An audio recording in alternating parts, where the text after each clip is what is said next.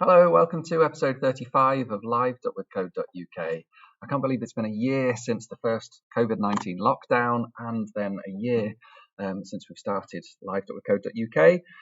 So a well done and a thank you to everyone who's joined me in this journey over the last year. This week, the clocks spring forwards. It marks the start of the Easter holidays, and we're going to have a time zone themed week this week.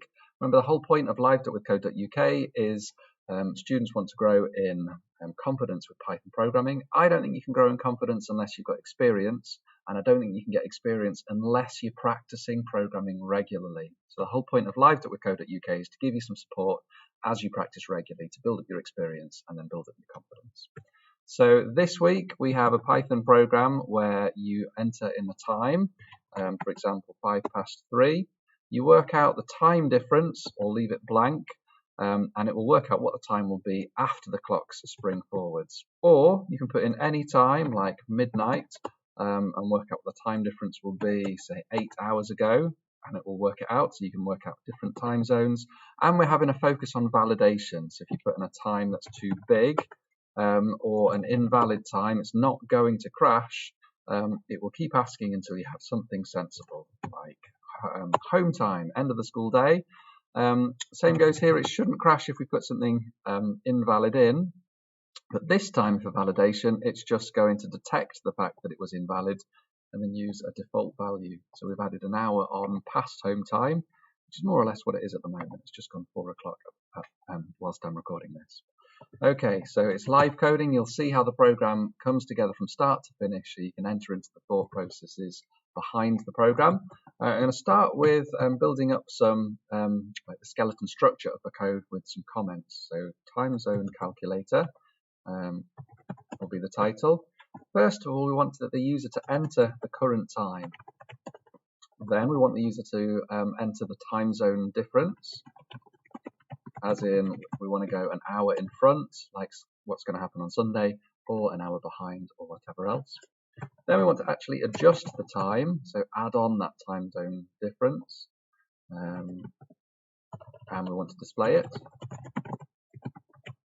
And then we'll have some challenges to work on after you've watched the video. Just a reminder that there's links in the description to this video or on live.withcode.uk to some interactive challenges linked to this challenge, or they're also on compete.withcode.uk if your school's signed up for the free competitions. Okay, so to enter the time, we need to ask a question, and the question will be, please enter the time.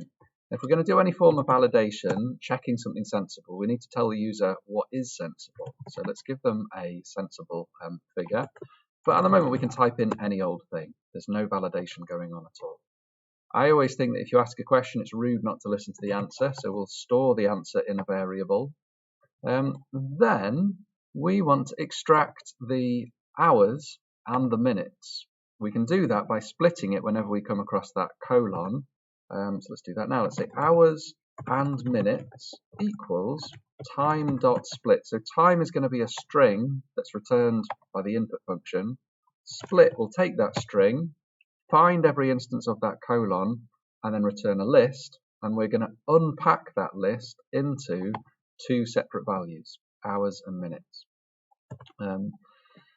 So let's see if that's working. Let's just see if it can get the hours at the moment. So if I say 13:05, it's found that 13. Obviously, if I type in something invalid, it's going to crash at this point.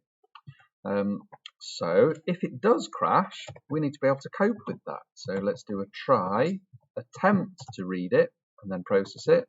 If it all goes horribly wrong, let's manage that exception and print invalid time. Now, if this happens, we want to be able to loop back round again and ask the same question. So I'll put this in a while loop. I'll say while not valid time, as in while we haven't got a valid time, keep doing this.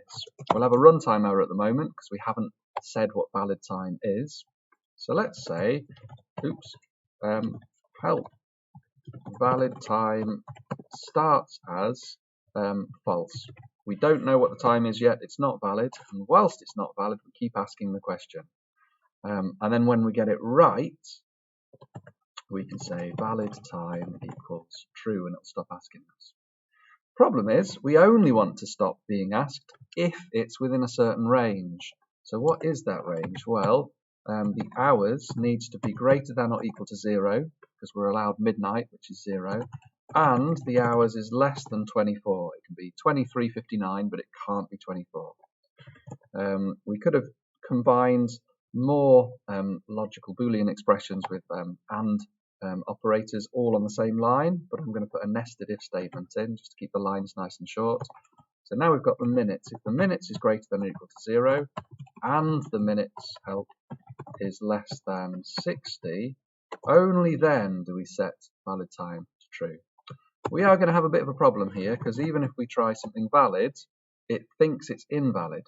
Why is that? Well, remember, we get a string from input, we store that string in time, we split that string into two separate strings, and then we're trying to compare those two separate strings with integers, and that's where we're falling flat on our faces. It's not going to work.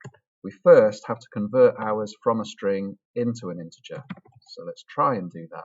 Hours equals the integer version of what hours was as a string, and minutes, we'll just do the same and convert that from a string into an integer. Then we can test and see if it's within a certain range. We don't need to display the hours, that's fine. Okay, leave it blank, it thinks it's invalid, it's great. Put in something too big, it thinks it's invalid. Put in something sensible, and it doesn't think it's correct. What have we done here?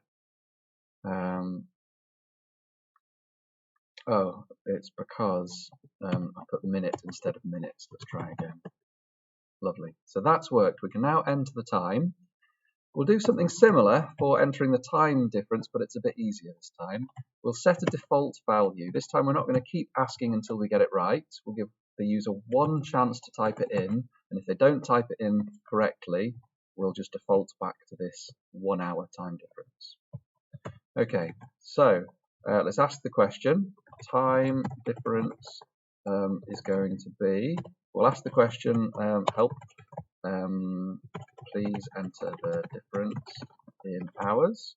And we should also tell people what happens if they get it wrong, or leave blank for +1 hour. And then we should also convert that to an integer, which might fail if we don't type in a number. So we should catch it if it goes wrong. Try and accept. If it does go wrong, we just use that default value. So let's tell the user that we're going to use that default value, invalid time difference, using a default value of +1 hour. Okay, let's see. Type in something sensible for the original time. We'll leave something invalid. It's detected the fact that it's invalid, and it's going to use that default value. Or if we put in something invalid here, good, it's detected it, 13:05. Let's put something sensible here, +1. Great, it didn't use the default value. Hopefully it's going to use what we typed in. Now to do the actual calculation bit. So here, hopefully going to be fairly simple. The new number of hours, which we worked out from up here, is going to be what the number of hours was, +1. But what happens if we go past midnight? We need to make sure this number is somewhere between 0 and 24. So we'll use the mod operator to say that this value has to be between 0 and 24.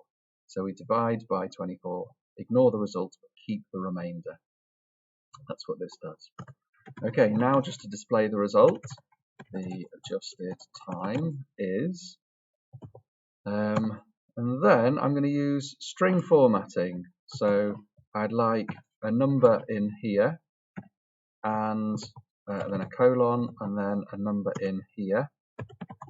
I'll pass two parameters in. First of all, this value, which is going to be hours, and then I'd like to display this value, which is going to be minutes. All right, let's try 13:05 with a time difference of 2 hours.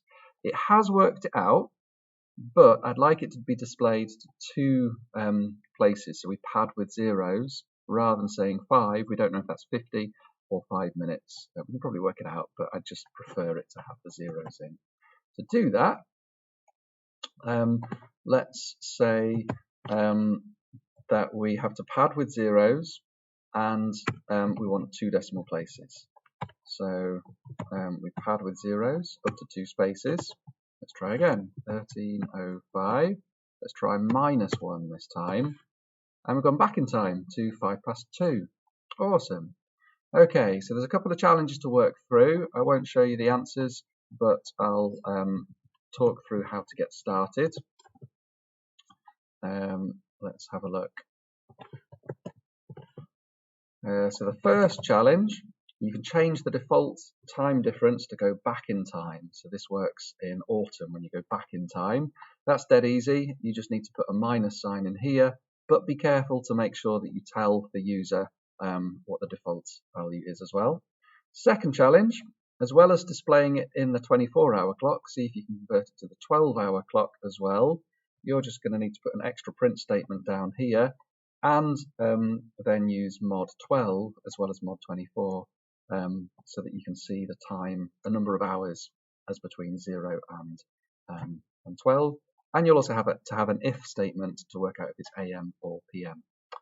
And then finally, see if you can enter a time difference of hours and minutes rather than just hours. Some time zones are bizarre and are kind of like half an hour out rather than just being a whole hour out. If you want to do that, you'll have to do something like what we did here. Let the user type in a value, split it when you put the colon in, and extract the hours and minutes separately. So that one's a bit more challenging. Okay, remember you can find links to all of the activities in the description or on live.withcode.uk or compete.withcode.uk if you've signed up for the weekly competitions. All the very best. I won't be releasing a video next week because it's the Easter holidays, so I will see you in 2 weeks' time. All the very best. Bye-bye.